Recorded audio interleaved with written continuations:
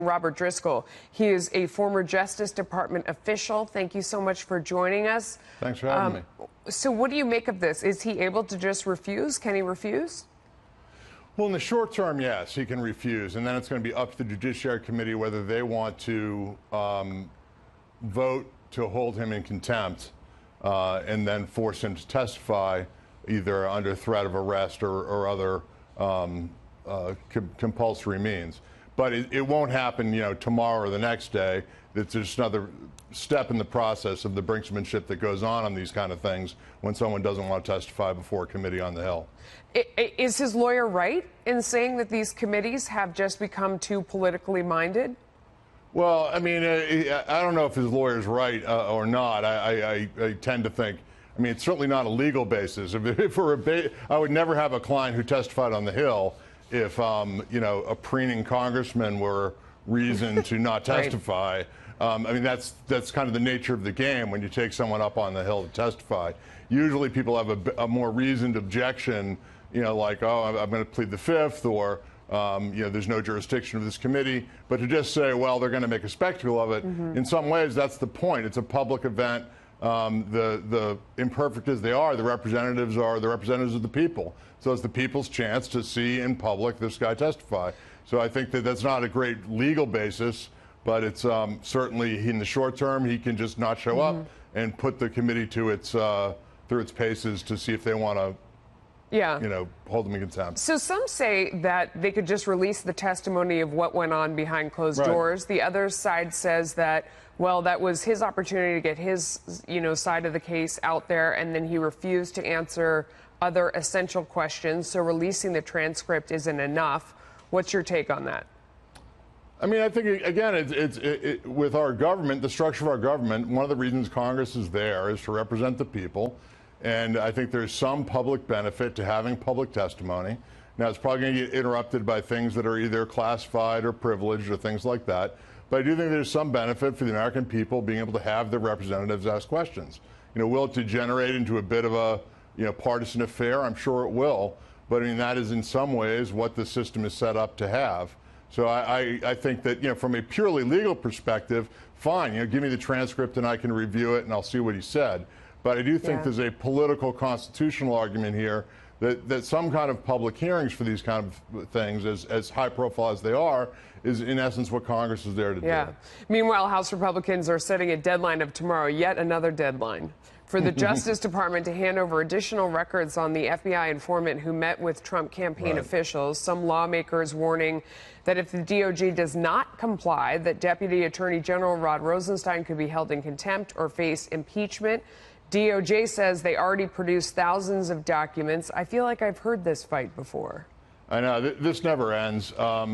I think both sides are trying to operate in good faith, but I think they don't trust each other, and that's the hard part. I think what's been missing in this is there's kind of been a little bit of an assumption on the Hill that I think that they get everything they ask for, which has never been the case. The executive never has to give over every piece of paper that Congress has asked for. There's always been an exception for things like sources and methods and other particularly sensitive names of witnesses and things like that. And so all these things are always negotiated. Unfortunately, in order to negotiate properly, you need to have some level of trust in both sides.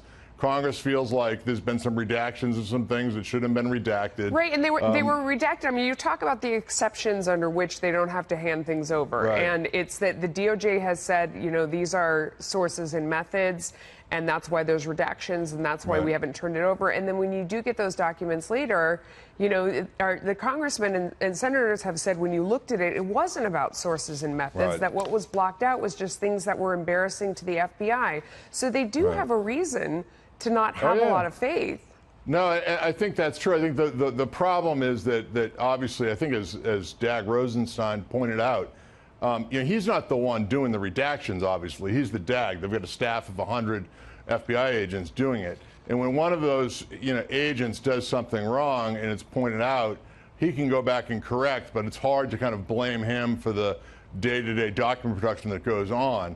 And so I think that it is, there's some reason for skepticism from Congress, but there's also reason for skepticism from DOJ, because obviously they've provided things that have ended up leaked, almost immediately at different times as well. And so hopefully they can get everyone together. And the way this usually has to work is Congress needs to say the information they want, not necessarily the documents, and DOJ can say, okay, we'll tell you about it, even if we have to withhold certain documents. Well, they did that, though. I mean, we have to go, but they said we want to know how this investigation started, and did it start before you said it did? And, it comes down to they want to see the original documents because they're not totally believing the answer. We'll see. Maybe we'll get to it someday.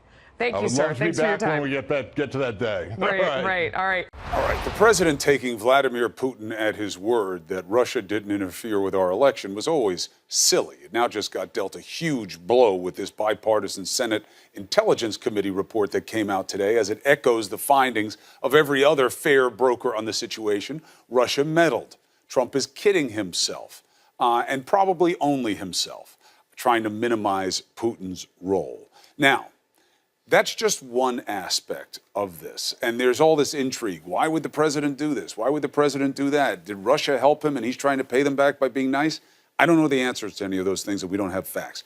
And none of them erase the legitimate issues that could be going on with the Russia probe on behalf of the U.S. authorities. Enter Peter Strzok, the FBI agent taken off the Russia probe because of these anti-Trump texts. He testified behind closed doors before a House committee last week. Now they're going to bring him back to have him testify in public. Now, his lawyer thinks that this could be a trap by the House GOP. So his name is Eitan Goldman, and he's here now to make the case. Counselor, thank you for joining us.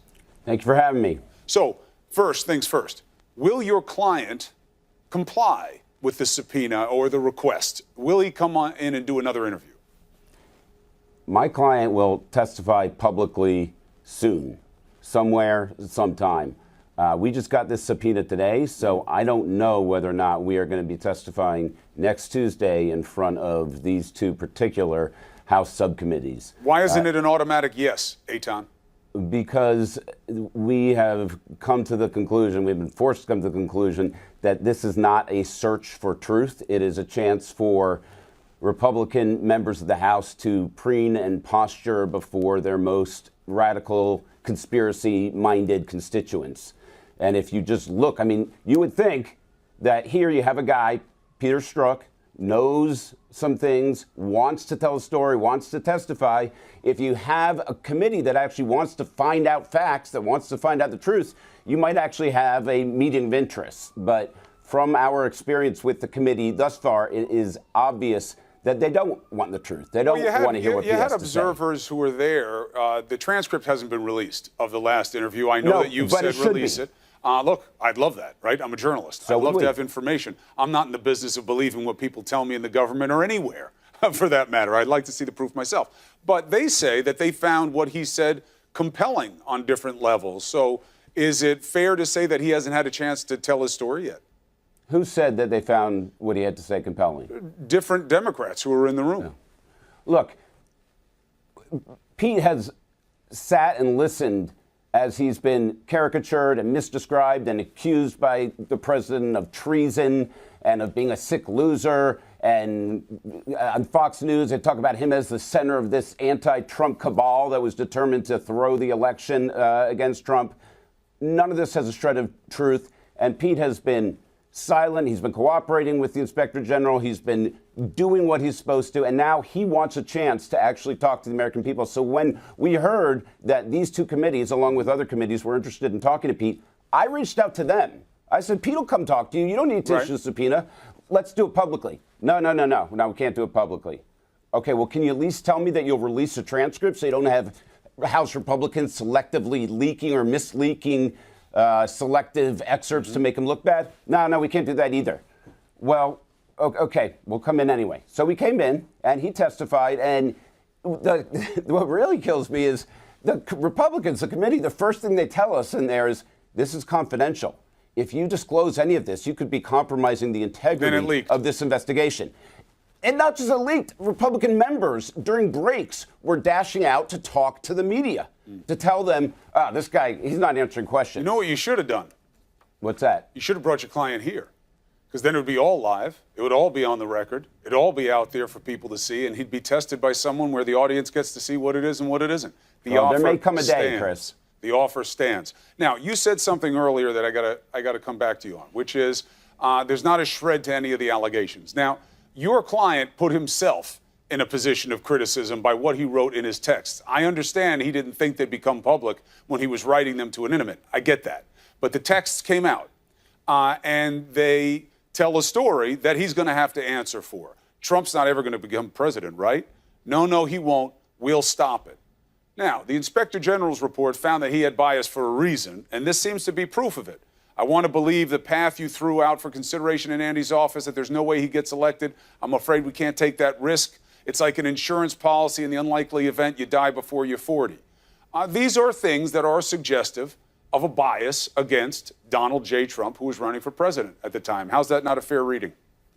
Well, I mean, it's a completely fair reading to say that Pete Strzok and Lisa Page were not fans of Donald Trump. I think they both admit that, and they both admit that, in these texts, which they thought were private and ultimately were not, they used some purple language to describe Trump. And, if you go through the times when they're talking about Trump, whether they call him an idiot, whether they use less polite terms, each of those corresponds to something that's happening in the campaign. At one point, Trump is denigrating a family of a fallen war hero, and they have an exchange about that. But that's justification for a feeling. What I'm saying is, if it existed as a feeling, reasonable or unreasonable, doesn't that make it true that Strzok was acting with a bias when he was doing whatever he was doing because he didn't like this guy? And how could it not affect his decisions?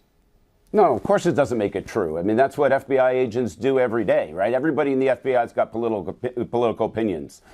Pete is not the only one who didn't like Trump, and there are a lot of people in the FBI who really, really disliked Hillary and Bill Clinton. Doesn't mean that they weren't in a position to act on a threat of, we'll stop it.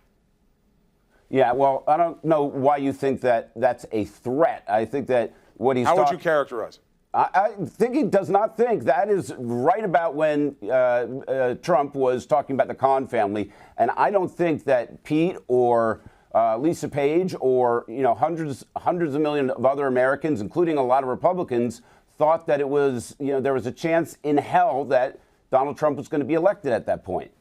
Look, the allegations I was talking about, Chris, that don't have a shred of truth are the ones that put Pete Strzok at the center of this secret society, this Dumbledore's army type of underground cell in the FBI.